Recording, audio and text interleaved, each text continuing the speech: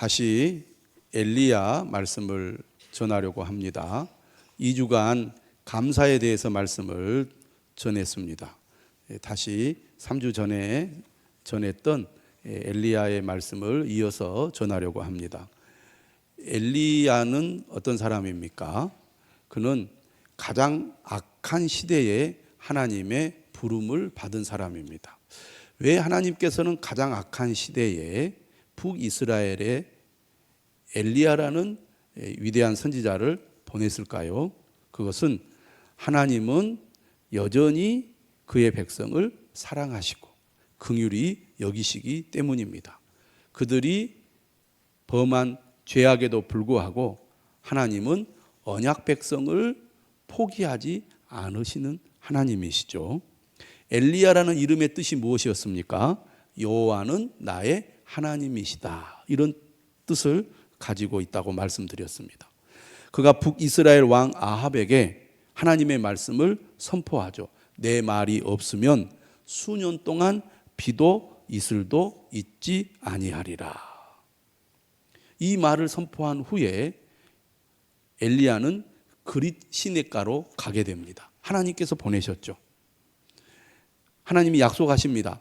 까마귀를 보내 너를 먹이겠다. 그릿이라는 이름의 뜻은 단절이라는 뜻을 가지고 있습니다.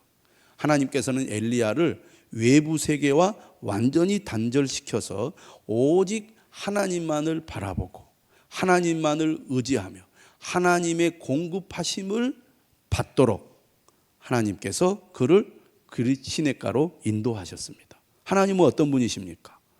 엘리야를 믿음의 사람으로 훈련시키시는 분이십니다. 하나님의 큰 일을 감당하기 위해서 무엇보다도 엘리야에게 필요한 것은 믿음이었습니다. 엘리야가 아합 왕을 두려워하지 않고 그리고 하나님을 대적하는 수많은 바알 숭배자들을 두려워하지 않고 오직 하나님만 믿고 싸우도록 그를 믿음의 훈련장으로 인도하신 거죠. 그릿 시냇가의 물이 다 마르자 이번에는 하나님께서 어디로 보내십니까? 시돈의 사르밧으로 보냅니다. 시돈은 이세벨의 고향이죠. 아합보다 훨씬 더 악한 사람이 이세벨이었습니다. 이세벨 때문에 이스라엘이 우상을 숭배하는 바알을 숭배하는 곳이 되었습니다. 이 이세벨의 고향이 바로 시돈입니다. 이 시돈으로 하나님께서 엘리야를 보내시죠. 바알 신앙의 중심지로 하나님을 신실하게 믿는 엘리야 선지자를 보내신 겁니다. 그리고 그 시돈 땅에 사르밧이라는 곳으로 보내는데 사르밧의 이름의 뜻은 도가니, 다시 말하면 쇠를 녹이는 통이라는 뜻을 가지고 있습니다. 엘리야를 더 단련시키기 위해서 하나님께서 사르밧으로 보냈습니다. 그런데 더 놀라운 것은 하나님께서 누구에게 엘리야를 맡깁니까? 바로 과부에게 맡깁니다. 고대 사회에서 과부는 남의 도움이 없이는 살아갈 수 없는 가장 약한 존재입니다. 그런데 하나님께서 엘리야에게 하필이면 그것도 매우 적대적인 땅 시돈에 사르밧이라는 과부에게 보낸 이유가 어디에 있습니까? 엘리야로 하여금 오직 하나님만 의지하라고 하나님께서 사르밧 과부에게 보내신 거죠. 그런데 그 과부를 만났는데 가관이 아닙니다. 심한 가뭄 때문에 보통 사람들도 얼마나 어려웠겠습니까? 그런데 과부는 더더욱 어려울 수밖에 없었죠. 가루 한 움큼과 병에 기름 조금만 있었습니다. 그녀는 어떤 생각을 가지고 있었습니까? 나뭇가지를 주워다가 마지막 음식을 해먹고 이제 내 아들과 나는 굶어서 죽어야겠다. 이렇게 생각을 하고 있을 때 하나님께서 엘리야를 만나게 하신 거죠. 그리고 엘리야가 그녀를 향하여 뭐라고 말합니까? 두려워 말라. 이렇게 안심을 시킵니다. 그리고 엘리야가 뻔뻔한 말을 하죠. 너 한 움큼의 가루와 이 조금 남은 그 기름을 가지고 나를 위해서 음식을 만들어 주시오. 그리고 나서 당신과 당신의 아들이 음식을 해 먹으시오. 이런 사기꾼이 없습니다. 그렇잖아요. 그런데 엘리야가 하나님의 약속을 전합니다. 17장 14절에 이렇게 말하죠. 나 여호와가 비를 지면에 내리는 날까지 그 통의 가루가 떨어지지 아니하고 그 병의 기름이 없어지지 아니하리라. 여러분, 우리는 세상을 살아가면서 상식과 그리고 합리적인 길을 추구합니다. 그게 이제 경험에서 나오는 것이고, 또 경험에서 나온 깨달음이기 때문에 우리는 어떻게 합니까? 이거를 지혜라고 생각을 합니다. 우리가 살아가면서 경험을 통해서 이렇게 하면 되고 저렇게 하면 안 되겠구나 하는 것을 배우잖아요. 직접적으로도 배우고 간접적으로도 배웁니다. 그래서 우리는 날마다 어떤 길을 선택합니까? 상식적이고 합리적인 길을 선택합니다. 그것을 통해서 우리는 안전하고 위험하지 않는 삶을 살아가게 됩니다. 그런 경험 속에서 우리는 어떤 결론을 내립니까? 그래, 사람은 역시 상식을 지키고 합리적인 길을 택해야지 안전하게, 편안하게, 위험하지 않게 잘 살 수 있는 거야. 그렇게 생각을 하지요. 그런 생각이 잘못된 생각입니까? 아니죠. 기독교 신앙은 그러면 비합리적입니까? 비상식적입니까? 아니죠. 우리의 신앙 역시 상식적이고 합리적입니다. 또 하나님의 말씀도 어떤 면에서는 매우 상식적이고 합리적인 경우들이 많이 있습니다. 그런데 때로는 하나님께서 우리에게 어떤 요구를 하시냐면 상식과 합리를 뛰어넘는 믿음을 요구하실 때가 있다는 얘기입니다. 그런데 우리는 모든 것을 우리가 생각하는 어떤 기준을 따라 정하고 행동을 합니다. 그게 익숙해져 있습니다. 그런데 때로는 하나님께서 그 이상을 요구하실 때가 있거든요. 이때 이제 혼란이 오는 거죠. 내가 지금까지 살아왔던 삶의 방식은 이것인데 하나님은 그것과 다른 선택을 하라고 요구를 하십니다. 어떻게 보면 매우 위험한 선택을 하도록 우리에게 요구하실 때가 있다는 거죠. 그게 하나님이 때때로 우리에게 요구하시는 믿음의 선택입니다. 믿음의 길은 어찌 보면 이처럼 우리의 생각을 뛰어넘는 길을 하나님이 우리에게 요구하시는 것이라고 할 수 있습니다. 그때 여러분은 어떤 선택을 하시겠습니까? 지금까지 내가 해왔던 방식대로 우리가 선택을 할 것인가? 아니면 내가 이해하기가 어렵고 받아들이기 어렵지만 이것이 분명히 하나님의 뜻이고 말씀이기 때문에 나는 그 길을 선택할 것인가? 오늘 말씀은 우리에게 무엇을 가르치고 있습니까? 우리는 하나님의 말씀을 따라 믿음의 길을 선택해야 한다는 것입니다. 오늘 우리가 지금 읽은 말씀들, 엘리야의 사건들을 보면 믿음의 선택을 매우 강조하는 것을 알 수 있습니다. 믿음을 선택하라는 겁니다. 여러분, 과부 입장에서 생각해 볼 때 엘리야 요구가 얼마나 부당한 요구입니까? 하지만 이 과부는 하나님의 음성을 들었습니다. 그리고 하나님께서 엘리야를 만나게 하셨습니다. 엘리야를 통하여 또 하나님의 말씀을 들었습니다. 그런데 그 요구가 사실은 받아들이기 어려운 요구였습니다. 하지만 이 과부는 어떤 선택을 합니까? 오늘 본문을 보시면 그녀는 엘리야가 전한 하나님의 말씀을 듣고 그 말씀대로 행합니다. 다시 말하면 순종하게 되죠. 납득하기 어려운 명령이고 요구지만 하나님의 약속의 말씀을 믿었기 때문에 그녀는 선택한 겁니다. 그랬더니 어떤 결과가 있었습니까? 17장 16절에 이렇게 되어 있습니다.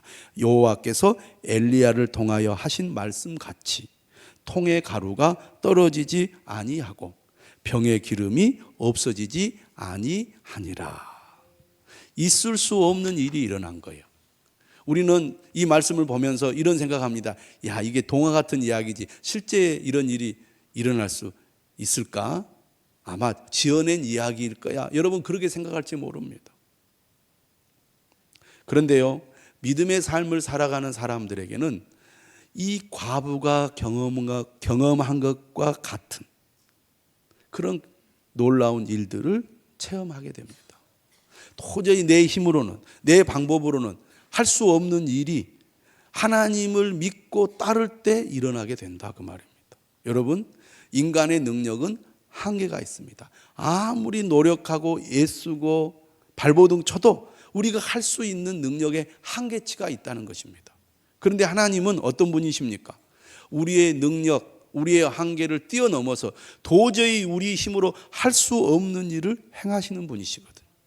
믿으십니까?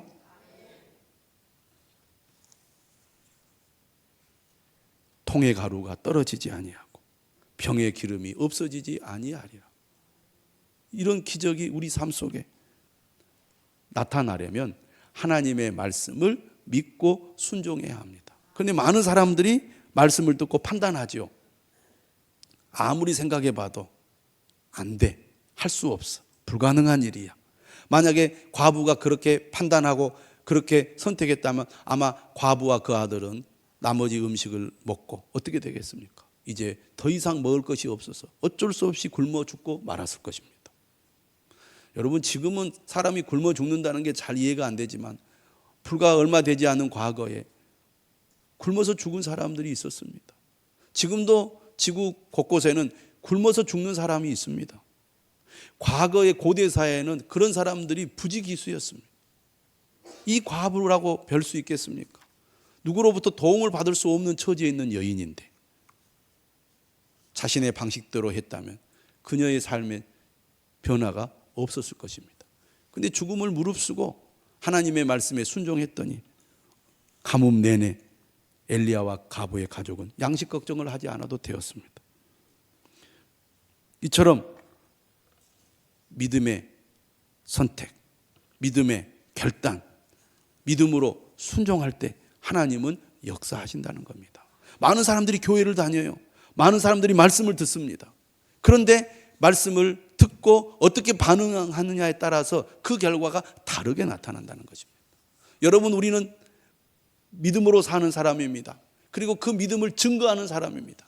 내가 하나님의 말씀대로 살았더니, 내가 믿음의 길을 선택했더니 하나님께서 내게 이런 은혜를 베풀어 주셨습니다. 그 경험이 없이 우리가 다른 사람에게 어떻게 주님을 전할 수 있겠습니까?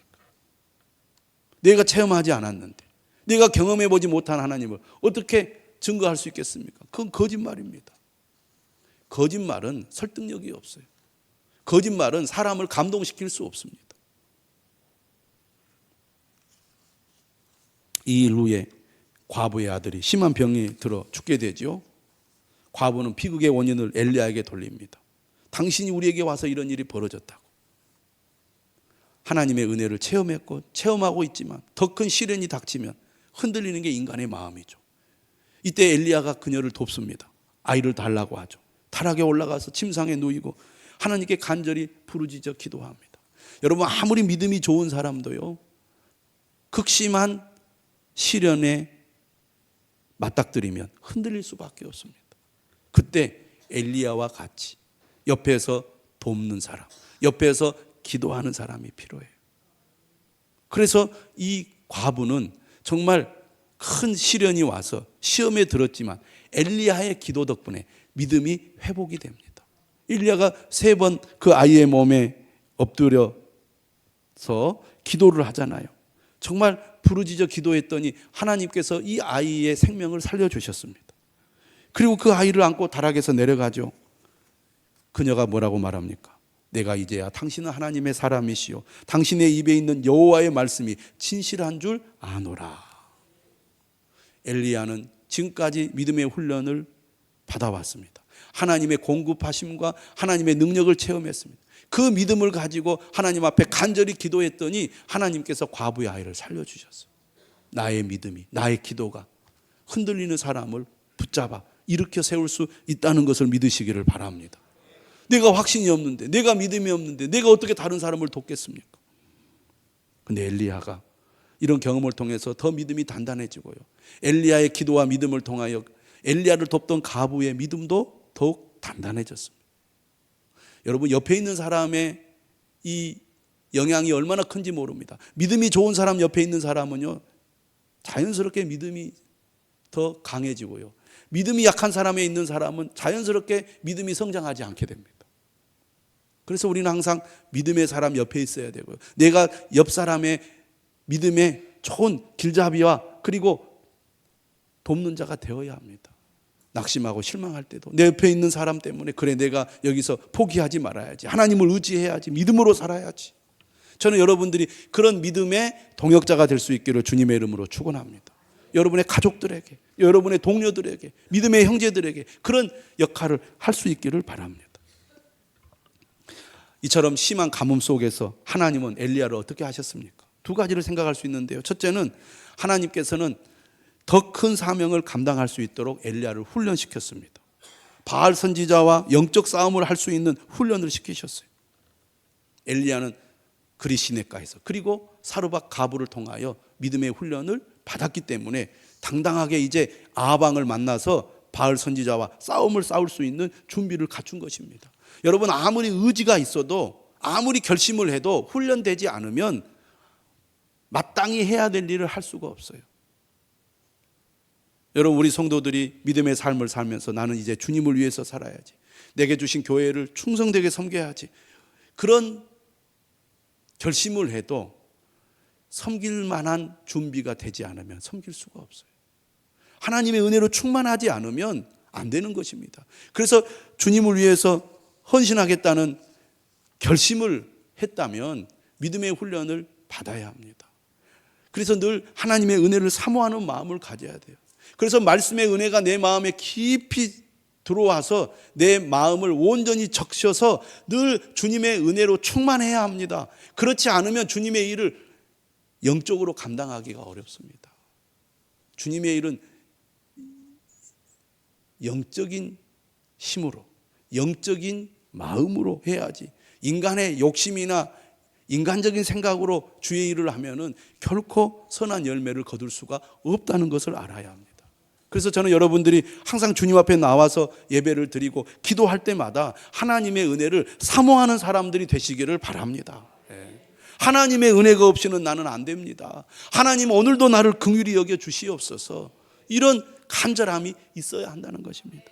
은혜가 사라지고 믿음이 사라졌을 때 가슴을 치며 통곡하는 그런 외침이 우리에게 있어야 한다는 거예요. 두 번째로 하나님께서 심한 가뭄 속에서 엘리야를 어떻게 하십니까? 과부의 헌신을 통하여 엘리야를 보호하셨습니다. 여러분, 왕을 대적한다는 것은 곧 왕으로부터 핍박을 받는다는 것이고, 그리고 지금 이 이세벨이 하는 행동을 보면은 엘리야의 목숨은 매우 위태롭습니다. 그래서 하나님은 그를 사용하기 위하여 어떻게 합니까? 보호하시죠. 그리 시내가에 숨게 하시고, 그리고 이스라엘로부터 130km나 떨어진 시돈에 보내서 엘리야를 보호하십니다. 그런데 하나님의 보호하는 방식은 인간의 방식과 달랐어요. 좀 안전하고 확실하게 하나님께서 엘리야를 보호하시면 좋은데 매우 불안정합니다. 인간이 볼 때는 어떻게 까마귀를 통해서 음식을 제공받습니까? 어떻게 과부가 3년 이상이나 되는 긴 가뭄 속에서 엘리야를 도울 수가 있습니까? 근데 하나님의 방식은 우리의 생각과는 다릅니다. 그럼에도 불구하고 하나님은 엘리야를 보호하시는데 넉넉하고 힘 있는 자가 아닌 아무 힘이 없고 가난한 과부를 통해서 엘리야를 보호하셨습니다. 과부의 헌신, 이 과부의 헌신이 있었기에 엘리야는 3년 동안 안전하게 보호를 받고 준비를 할 수 있었던 것이죠. 드디어 때가 되어 이제 엘리야가 움직이기 시작합니다. 하나님의 말씀이 임하자 그동안 기다렸던 엘리야가 움직였습니다. 하나님께서 명령하시죠. 너는 가서 아합에게 보이라. 내가 비를 지면에 내리리라. 엘리야의 말을 통하여 이스라엘에 가뭄이 임했습니다. 그런데 이제 엘리야의 말을 통하여 다시 비가 내릴 것이라고 하나님께서 말씀하고 있습니다. 이때 하나님은 또 누구를 준비시킵니까? 따라서 합시다. 오바댜. 하나님께서 사르밧 과부를 준비시켜서 엘리야를 보호하셨던 것처럼 이번에는 오바댜라는 사람을 하나님께서 준비시켜서 아합 왕을 만나게 합니다. 이처럼 엘리야가 주님의 일을 할 때는 신실한 사람들을 붙여서 엘리야를 보호하시고 엘리야와 함께 하셨다는 것입니다. 오바댜가 누굽니까? 18장 3절을 보시기 바랍니다. 3절을 한번 같이 읽어보겠습니다. 시작. 아합이 왕궁 맡은 자 불렀으니 이 오바댜는 여호와를 지극히 경외하는 자라. 예. 북이스라엘은 바알 숭배로 가득 차 있었습니다. 백성들도 다 우상을 숭배했습니다. 그런데 그 가운데서 가장 으뜸은 역시 이세벨과 아합 왕입니다. 근데 그 왕궁 가장 중심부에 누가 있습니까? 오바댜가 있습니다. 왕궁을 맡은 자, 왕궁 관리자입니다. 어떻게 보면 아합 왕의 핵심 인물이죠. 그런데 그가 어떤 사람이었습니까? 여호와를 지극히 경외하는 자였습니다. 이처럼 하나님은 우상 숭배가 가득한 불신의 세상에서도 신실한 믿음의 사람을 예비해 놓고 계신다는 겁니다. 모든 사람들이 다 불신앙의 길, 불순종의 길, 그리고 세상의 길로 가도 그 가운데는 신실하게 주님을 따르는 믿음의 사람들이 있다는 것입니다. 아무리 박해가 있고 사람들이 죽어나가는 그런 순간에도 믿음의 사람은 있다는 거죠. 이런 사람을 하나님이 준비시켰습니다. 가뭄의 때 순종하는 가부를 통해 엘리야를 보호하신 하나님, 이번에는 신실한 믿음의 사람인 오바댜를 통해 엘리야를 인도하시는데요, 그가 어떻게 지극히 여호와를 경외하고 있습니까? 4절 한번 보시기 바랍니다. 4절도 한번 읽어보겠습니다. 시작. 이세벨이 여호와의 선지자들을 멸할 때 오바댜가 선지자 100명을 가지고 50명씩 굴에 숨기고 떡과 물을 먹였더라. 쉬운 일이 아닙니다. 이세벨이 여호와의 선지자들을 멸한다. 여러분, 왕비의 권력이 하늘을 찔렀습니다. 그녀를 거스리는 자는 다 죽습니다. 여러분, 지금도 마음에 안 들면 조사하여 구속하면 얼마나 두렵습니까? 탈탈 털어서 먼지 안 날 사람이 어디 있습니까? 표적 수사해서 그 사람을 구속시키려고 하면 어려운 일이 아닙니다. 이렇게 사람을 잡아 가두는 것도 두려운 일인데, 묻지도 않고 따지지도 않고 사람들을 잡아다가 죽이면 얼마나 두려운 일입니까? 독재 시대에 그런 일이 많았습니다. 안기부에 잡아가지고 고문하고 죽이고 지도새도 모르게 암살하고 이런 일들이 얼마나 많이 있었습니까? 억울하게 죽은 사람들이 얼마나 많이 있었습니까? 그러니까 사람들은 잘못되었어도 잘못됐다고 말하지 못하고 옳다는 일을 옳다고 말을 못했습니다. 그런데 그보다 훨씬 더 살벌한 시대입니다. 그때 하나님을 경외한다고 믿음의 삶을 살아가는 것이 쉽겠습니까? 어렵습니다. 근데요, 이 오바댜라는 사람은 선지자 100명을 50명씩 굴에 숨겼습니다. 이건 죽음을 두려워하지 않고 위험을 무릅쓰는 용기에서 나온 행동이라고 하겠습니다. 하나님을 경외한다는 것은 무엇입니까? 단순히 말로만 고백하는 게 아닙니다.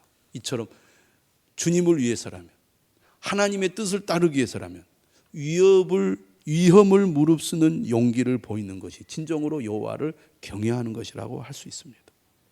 뿐만 아니죠, 그는 자신의 것을 아끼지 않고 베풀었습니다. 헌신의 믿음이 없이는 할 수 없는 일이죠. 숨겨두는 것까지는 할 수 있습니다. 그러나 시시때때로 먹을 것을 제공하는 것은 또 다른 일입니다. 용기도 필요하지만 베푸는 이 선한 마음이 있어야 가능한 일이죠. 5절에 보면 아합이 오바댜에게 뭐라고 얘기합니까? 이 땅의 모든 물 근원과 모든 뇌로 가자. 혹시 꼴을 얻으리라. 그리하면 말과 노새를 살리리니 짐승을 다 잃지 않게 되리라. 이 오바댜는요, 악한 왕 아합으로부터도 신뢰를 얻은 신하였습니다. 자신의 임무에도 충실한 신하죠.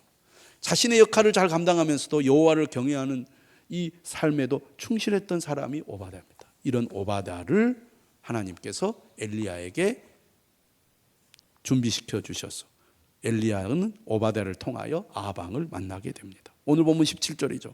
아합을 만나게 됐을 때 아합이 엘리야에게 이렇게 말합니다. 이스라엘을 괴롭게 하는 자여 너냐? 심한 가뭄이 왜 들었느냐? 엘리야 때문에 들었다. 아합 왕은 그렇게 보고 있습니다. 그런데 엘리야가 뭐라고 말합니까? 18절에 또 읽어보겠습니다. 18절 시작. 그가 대답하되 당신과 당신의 아버지의 집이 괴롭게 하였으니 이는 여호와의 명령을 버렸고 당신이 바알들을 따랐음이라. 예, 얼마나 담대합니까? 나 때문에 지금 이스라엘이 심한 가뭄으로 고통을 겪는 게 아닙니다. 당신 때문입니다. 붙잡히면 죽을 수도 있는 상황에서 엘리야가 얼마나 담대합니까? 그 담대함이 어디에서 나왔습니까? 믿음에서 나왔습니다. 믿음은 우리를 담대하게 합니다. 우리는 조금만 어려움을 당하면 두려워하죠. 문제를 만나면 겁을 먹습니다. 믿음의 사람은 이 두려움을 이겨내는 담대함을 갖게 해줍니다. 저는 여러분들이 믿음의 사람이 될 수 있기를 바랍니다. 또 엘리야가 이렇게 담대할 수 있었던 것은 훈련의 결과죠. 하나님의 인도하심과 공급하심을 경험하면서 그는 담대할 수 있었습니다. 그래서 아합 왕을 만나는 것을 두려워하지 않은 거예요. 그가 이제 아합 왕에게 제안을 합니다. 19절 사람을 보내 온 이스라엘과 이스벨의 상에서 먹는 바알의 선지자 450명, 아세라의 선지자 400명을 갈멜산으로 모아주시오. 누가 참신인지 대결해 보겠다는 것이죠. 아합 왕은요 엘리야의 요구를 받아들입니다. 우리가 열왕기상을 보면 아합 왕은요 그래도 하나님을 향한 믿음이 있는 사람이에요. 그래서 선지자를 두려워하는 마음이 있습니다. 반대로 이세벨은 전혀 그런 게 없어요. 눈 하나 깜짝하지 않습니다. 아합 왕은 엘리야를 통해서 하나님이 일하시는 것을 봤잖아요. 그래서 엘리야의 말을 그래도 듣습니다. 그래서 사람들을 보내서 선지자들을 갈멜산으로 모으게 되죠. 이 일이 있은 후에 드디어 엘리야가 백성들에게 이렇게 얘기합니다. 오늘 21절이죠. 너희가 어느 때까지 둘 사이에서 머뭇머뭇하려느냐. 여호와가 만일 하나님이면 그를 따르고 바알이 만일 하나님이면 그를 따를지니라. 여러분, 오늘 이 구절로 저는 말씀을 마무리하려고 합니다. 신앙의 길은 선택입니다. 믿음의 선택. 하나님은 우리에게 분명한 선택을 요구하고 있습니다. 이것도 아니고 저것도 아니고 세상의 길과 믿음의 길, 하나님을 따르는 길과 세상의 길에서 왔다 갔다 하는 것을 하나님은 원하지 않으십니다. 어느 때까지 둘 사이에서 머뭇머뭇하려느냐. 오늘 이 엘리야의 말이 하나님께서 우리에게 주시는 말씀으로 들을 수 있기를 바랍니다.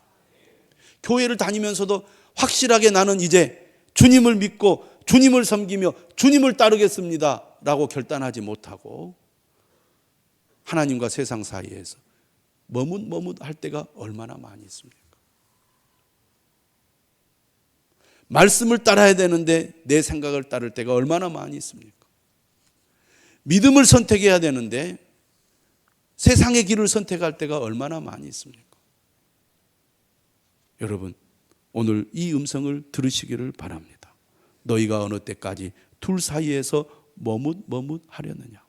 여러분, 교회를 다닌다는 것, 내가 신앙생활을 한다는 것은 내가 지금까지 살아온 삶의 방식 플러스 교회 플러스 하나님이 아닙니다. 믿음이란 돌아서는 것입니다. 지금까지 내가 살아왔던 삶의 방식을 버리고 하나님의 방식을 따르겠다는 것이죠. 그게 믿음입니다.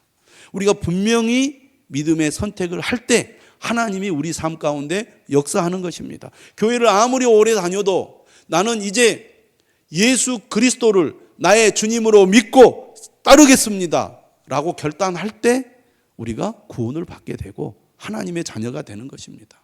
나는 아직 뭐가 좋은지 잘 모르겠어요. 하나님이 계신지 안 계신지, 예수님을 믿어야 될지 말아야 될지 아직 마음의 결단을 내리지 못했습니다. 그러면요, 아무리 교회를 다녀도 우리가 구원받지 못합니다. 우리가요, 믿음의 선택을 할 때 하나님의 은혜를 주십니다. 나는 이제 믿음으로 살아야겠습니다. 이제는 말씀대로 살아보겠습니다. 아직 내가요, 확신이 부족해도 확실히 내 마음에 믿어지지 않아도 결단하면요, 은혜를 주셔요. 믿음의 문이 열립니다. 근데 아직 나는 잘 모르겠다고, 아직 나는 결단하지 못하겠다고, 선택하지 못하겠다고, 믿음의 문이 잘 안 열려요. 하나님 말씀대로 사는 것도 마찬가지입니다. 우리는 믿어지고 이해가 되고 또 내게 이것이 이익이 되는지 유익이 되는지를 따져보고 뭔가 좀 불확실하면 뒤로 미루는 경우가 있습니다. 그러면요, 믿음의 능력을 절대 경험하기 어렵습니다. 아까도 말씀드렸죠. 사람이 할 수 있는 일은 한계가 있습니다. 하나님이 하시는 일은요, 사람의 능력을 훨씬 뛰어넘습니다. 우리가 생각하지도 못하는 일을 하나님을 하시는 분이에요. 어떤 사람에게? 믿음의 길을 선택하는 사람에게. 예수님도 분명히 말하죠. 믿고 세례를 받는 사람은 구원을 받을 것이요, 믿지 않는 자는 정죄를 받을 거라고 말합니다. 분명히 믿음의 선택을 해야 돼요. 예수님 또 뭐라고 말합니까? 좁은 길을 선택할 것인지 넓은 길을 선택할 것인지 분명히 우리에게 선택하라고 말합니다. 좁은 문으로 들어가라고 그래요. 좁은 길로 가라고 합니다.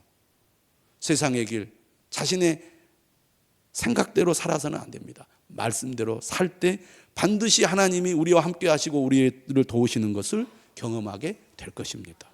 믿음은 선택이에요. 결단입니다. 이번 부흥회를 통해서 하나님께서 많은 은혜를 주셨습니다. 감동을 주셨습니다. 여러분 각자 받은 은혜가 있을 것입니다. 그래, 내가 이제 믿음으로 살아야지. 어떤 어려움이 있더라도 믿음을 선택해야지. 믿음을 버리지 말아야지. 그런 생각을 하셨을 거예요. 그런데요, 신앙이란요, 늘 선택의 연속입니다. 한번 감동받고 은혜 받았다고 그래, 그래야지 라고 여러분들이 생각하고 넘어가면 안 됩니다. 이것을 지속적으로 우리가 그 길로 나가야 합니다. 날마다 매 순간 믿음의 길을 선택하시기를 바랍니다. 오늘 또 이렇게 얘기하죠. 어느 때까지 둘 사이에서 머뭇머뭇하려느냐. 믿음의 길을 가는 것은요, 결코 지체할 일이 아닙니다. 뒤로 미루는 사람들이 있습니다. 예배 생활, 우리가 주님을 믿으면 예배가 우리의 삶에 우선이 돼야 되는데, 나는 지금 바쁘니까, 나는 지금 힘드니까, 나는 지금 여러 가지 복잡한 일이 있으니까 나중에 내가 예배 생활도 하고 믿음 생활도 할 거야, 이렇게 뒤로 미루는 사람들이 있습니다. 아니요, 믿음은요 절대 뒤로 미루는 일이 아닙니다. 지금 결단해야 할 일입니다. 주님을 섬기고 교회를 섬기고 말씀을 따라 사는 것도 마찬가지입니다. 저는 여러분들이 뒤로 미루지 않고 하나님의 뜻을 따라 믿음의 길을 선택하고 말씀의 길을 선택하시기를 바랍니다. 어떤 어려움이 있더라도 나는 믿음으로 살겠다. 하나님이 우리에게 원하시는 것이 무엇입니까?